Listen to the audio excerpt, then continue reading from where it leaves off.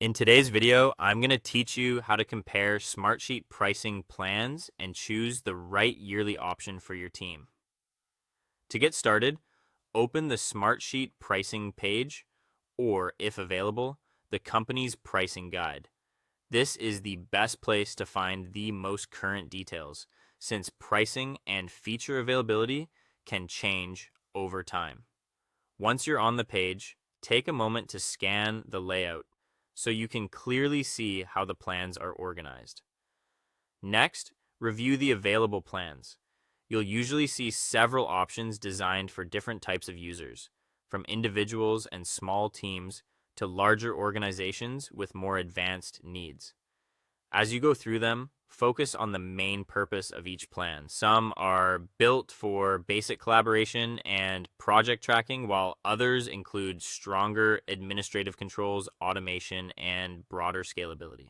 After that, compare monthly pricing versus annual pricing. This is an important step because the monthly price can look simple at first, but annual billing often changes the effective cost per user. Be sure you're looking carefully at whether the listed price is charged month to month or billed annually. If you're trying to manage costs over a longer period, this comparison gives you a much clearer picture of what your team would actually spend. Once you've done that, check what features are included in each yearly plan. Don't just look at the price alone. Look at what you're getting for that cost. Pay attention to whether the plan includes the tools your team actually uses, especially if you rely on workflow management, collaboration features, or visibility tools for leadership and stakeholders.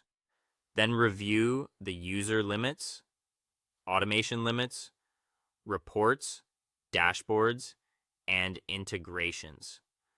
These details often make the biggest difference in real-world use. A lower cost plan may seem appealing, but if it limits the number of users or automations too heavily, it may not support your team for long. The same goes for reporting and dashboard capabilities, especially if you need to track performance or share updates across departments. Integrations are also worth checking if your team already uses other software and wants everything connected smoothly. Next, compare the yearly cost based on the number of users you need. Instead of estimating loosely, use your actual team size. This helps you avoid choosing a plan that looks affordable at the base rate but becomes expensive once additional users are factored in. Finally, choose the plan that best fits your team size and budget. The goal is to find a balance between cost, essential features, and room to grow. So you're not overpaying, but you're also not choosing a plan your team will outgrow too quickly.